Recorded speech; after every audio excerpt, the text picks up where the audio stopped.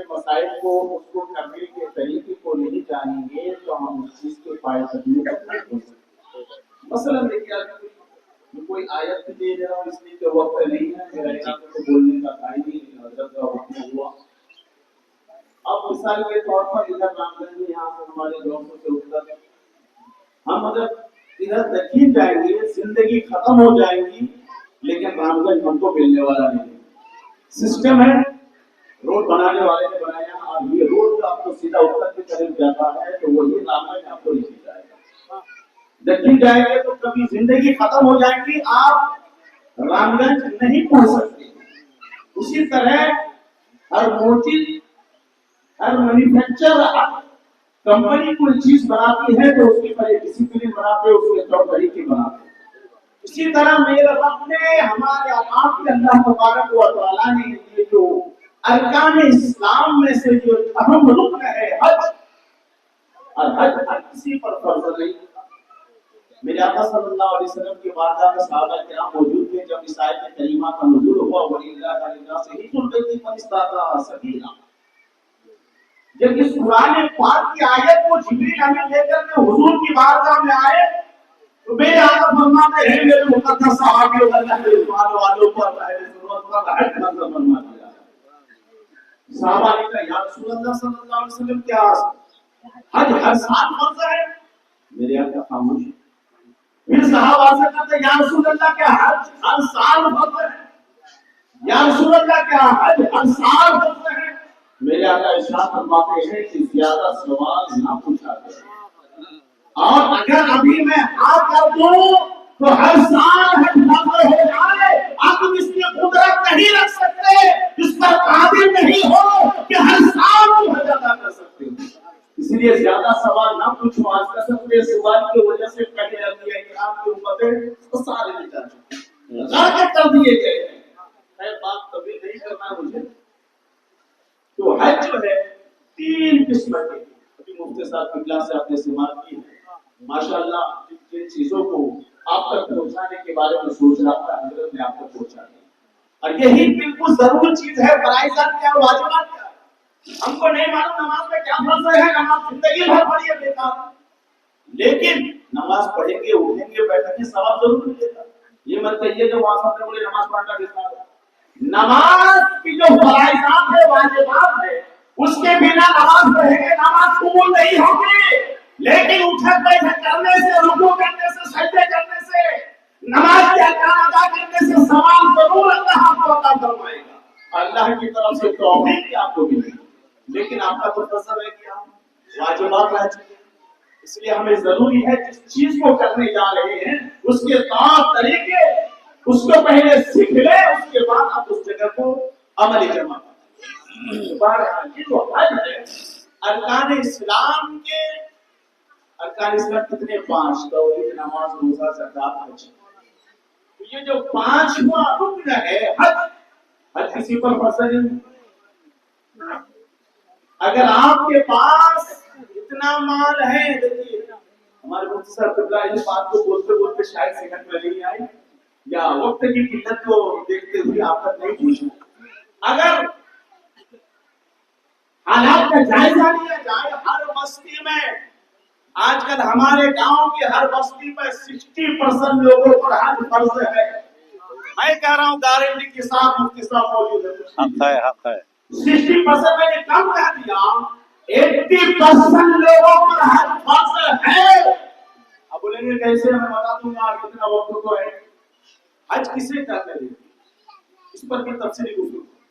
حج کن پر فرض ہے ان کے پاس اتنا مال ہو اتنی دولت ہو اتنا رقم ہو اتنے مال و اسباب کا وہ مالک ہو جائے کہ اپنے گھر سے لے کر مدینے کے سفر تک جانے اور آنے میں کسی کا مدد نہ لے اپنی ضروریات پوری کر لے اور گھر کے بچے بیٹیوں کی ضرورت پوری کر لے اس کو حج سمجھ رہے. آپ سمجھتے میرے پاس تو 3 لاکھ روپے ہے 5 لاکھ روپے ہے 6 لاکھ روپے ہے جناب آپ پر پروپرٹی کتنی ہو تو دیکھ لیجیے. ہاں کیا بات ہے. پروپرٹی پر ذرا نظر ماریے کتنے کروڑوں کی پروپرٹی ہے آپ کے پاس.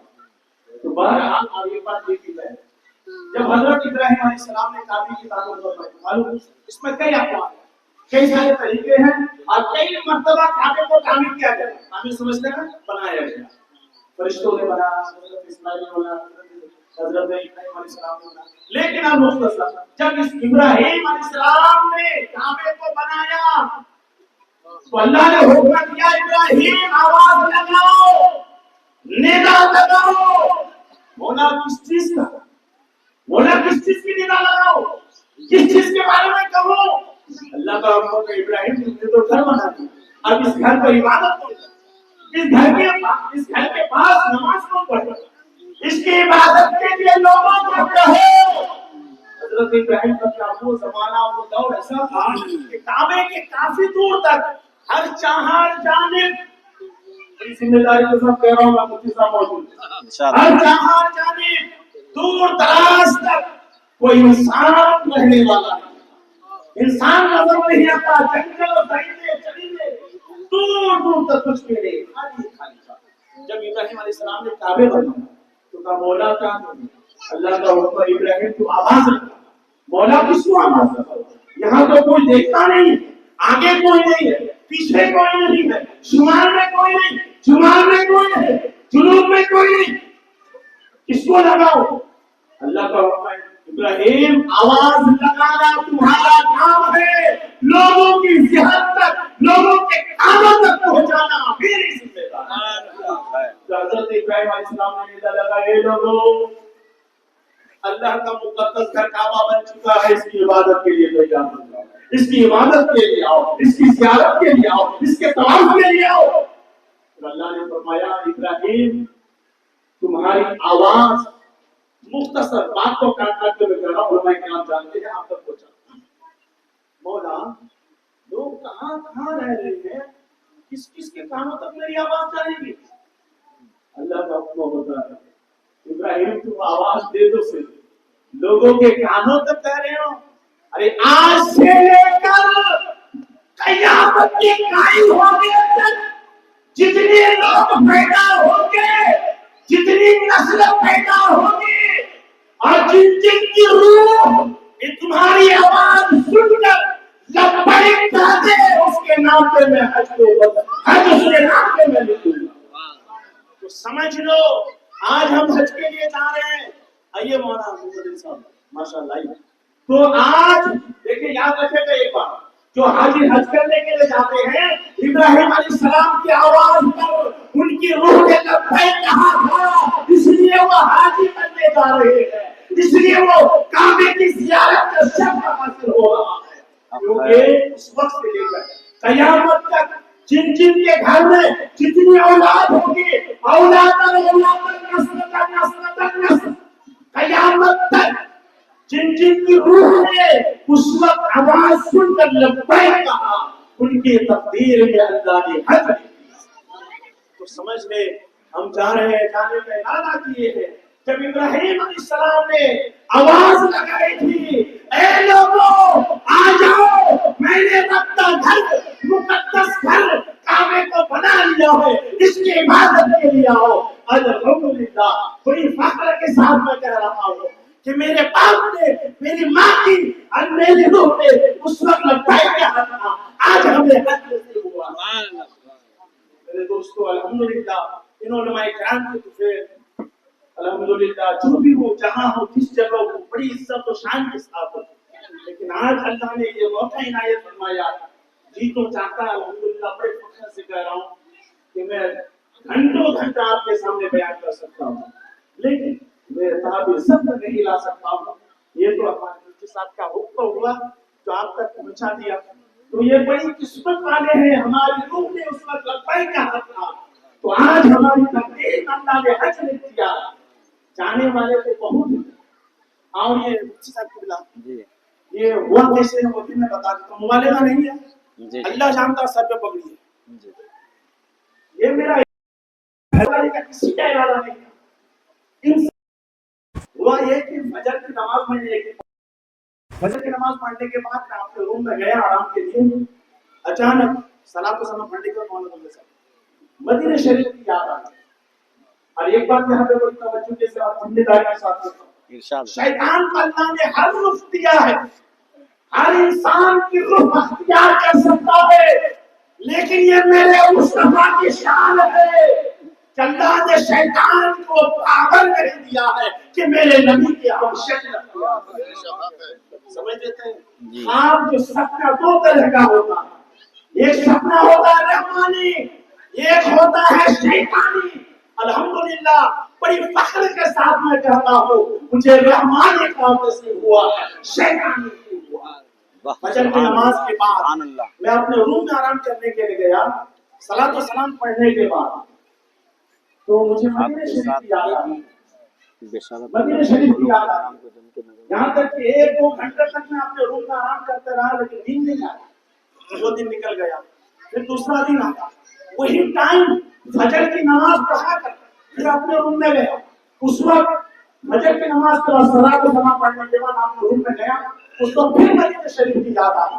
پھر تیسرا دن آیا، اس دن بھی مدینہ شریف کی یاد آئی تو پیغام کے تو حل میں نے اپنے آپ سے پوچھا کہ بتاؤ تمہیں یہ شیطانی خواب ہے، شیطان کی طرف سے اشارہ نہیں ہو رہا، میرے نبی کا بلاوا، مصطفیٰ کا بلاوا آیا ہے، محمد رسول اللہ کا بلاوا ہے صلی اللہ علیہ وسلم۔ اچانک 9 بجے مدرسے پڑھا کر میں باہر آیا، گھر میں کلام کو چھوڑ دیا، ہم کو مجھے کے جانا۔ اس وقت میرے پاس کچھ بھی نہیں تھا لیکن اللہ کا احسان ہوا، آج سارا انتظام رب لے کے آ گیا۔ یہ بڑی مقدر کی بات ہے اور میں اپنی طرف سے کہوں گا اتنا تعارف نہیں لا سکتا، ورنہ تو میں الحمدللہ اللہ نے اتنی وسعت دی ہے کہ کئی گھنٹہ مسلسل گفتگو کر سکتا ہوں، اللہ کا احسان بڑی فخر کے ساتھ کر سکتا ہوں، لیکن ابھی اتنا میں اپنے آپ کو کنٹرول میں نہیں رکھ سکتا۔ بس اتنا یاد رکھیے، بس ہو گیا 4 منٹ معذرتی کلمات گاؤں والوں سے۔ تو میں اتنا کہہ سکتا ہوں